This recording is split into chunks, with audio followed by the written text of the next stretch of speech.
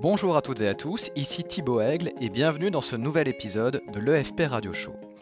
Dans cet épisode, vous allez découvrir quelle est la véritable récompense des personnes qui deviennent riches par leurs propres moyens.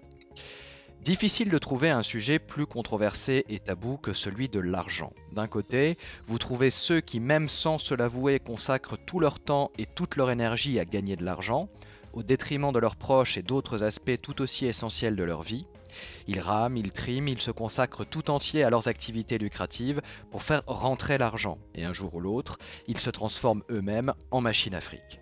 Robotisés, déshumanisés, vidés de leur énergie de vie parce qu'ils ont trop longtemps négligé les plaintes de leur enfant intérieur qui se sentent oubliés et délaissés. De l'autre côté, vous trouvez ceux qui se rebellent contre le système, qui trouvent qu'il y a des choses plus importantes dans la vie que l'argent, qui ne veulent surtout pas en entendre parler. Car l'argent, c'est le mal absolu, et ceux qui en gagnent beaucoup sont forcément des pervers malhonnêtes qui ont dû mentir, manipuler, voler ou même tuer pour en arriver là. À ces gens-là, il vaut mieux éviter de parler d'argent. Dans le cas contraire, vous êtes automatiquement catalogué, étiqueté, et il y a de fortes chances que la discussion se termine par des insultes. On vous l'a dit, l'argent c'est mal, et ceux qui veulent devenir riches feraient bien de commencer une thérapie pour comprendre à quel moment de leur histoire personnelle ils ont dérapé. Pourtant, rien ne vous oblige à choisir votre camp, entre guillemets, si radicalement. Vouloir devenir riche n'est pas mauvais en soi. Le problème, c'est quand on oublie que c'est un objectif qui ne dépend pas de nous. 99% des gens qui se fixent l'objectif de devenir riche oublient qu'en agissant de la sorte, ils se fixent un objectif extérieur à eux-mêmes. Ils veulent telle somme d'argent sur leur compte en banque et partent à la recherche de la meilleure technique pour gagner cette somme le plus rapidement possible.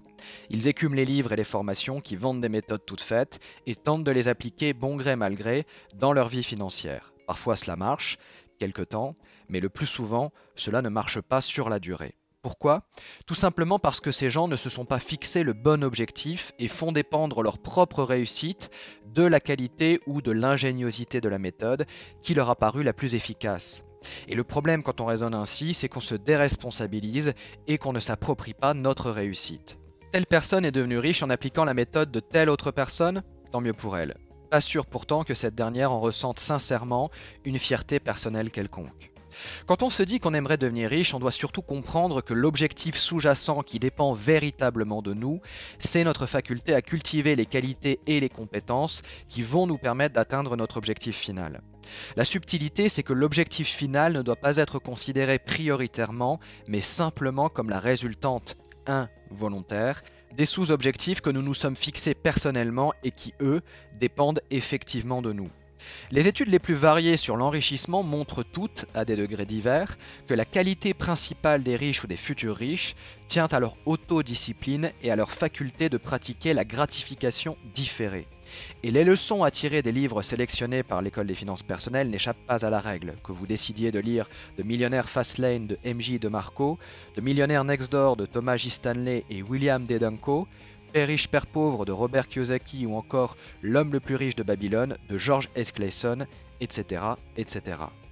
L'erreur principale que commettent les gens qui se lancent dans l'aventure de l'enrichissement est de se concentrer sur ce qui a été accumulé par leurs mentors ou les personnes qu'elles admirent, ce qui tôt ou tard achève de les décourager ou les pousse à adopter des comportements addictifs, voire destructeurs. Non, les riches ne sont pas tous des gens malhonnêtes ou des truands sans scrupules.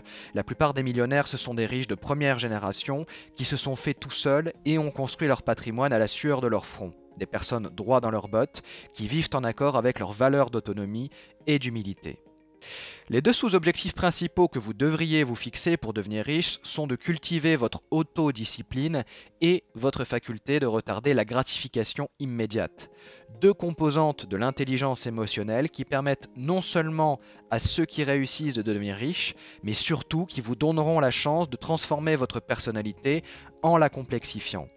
L'autodiscipline, c'est votre faculté à adopter les bonnes habitudes et surtout à les tenir sur la durée. Tout le monde est en mesure de lister les bonnes habitudes et la littérature sur le sujet ne manque pas. Ce qui fait la différence en revanche, c'est votre faculté à les tenir sur la durée et ça, personne ne peut le faire pour vous. La gratification différée, c'est votre faculté à accepter une petite frustration maintenant, dans l'optique d'une récompense à long terme supérieure, une sorte de raisonnement de financier. J'investis un peu de frustration maintenant et je fais en sorte d'obtenir un retour sur frustration positif dans quelques temps. C'est un risque car rien n'est jamais garanti dans la vie que vous acceptez de prendre pour améliorer votre vie sur le long terme. Et ne vous y trompez pas, la véritable récompense qui vous attend au bout du chemin n'est pas tant matérielle que spirituelle, car en traçant votre route vers la richesse, vous serez devenu une personne différente, vous vous serez transformé vous-même à travers les rencontres et les épreuves que vous aurez traversées. Vous aurez une meilleure estime de vous-même et cela vous rendra plus heureux et plus sûr de vous. Vous aurez en quelque sorte accompli une transformation intérieure qui vous permettra de construire et de vous reconstruire, quels que soient les événements extérieurs. Une alchimie des temps modernes, en quelque sorte. Alors si vous avez aimé cet épisode de l'EFP Radio Show, eh bien n'hésitez pas à cliquer sur j'aime. Et si vous souhaitez aller plus loin et bénéficier gratuitement de notre parcours de formation 7 jours pour gagner votre indépendance financière, eh bien il vous suffit de vous inscrire en cliquant sur le lien qui apparaît maintenant en haut à droite si vous êtes sur YouTube, ou sur le lien présent dans la description de la vidéo juste au-dessus si vous êtes sur Facebook. Et je vous dis à tout de suite de l'autre côté. Salut!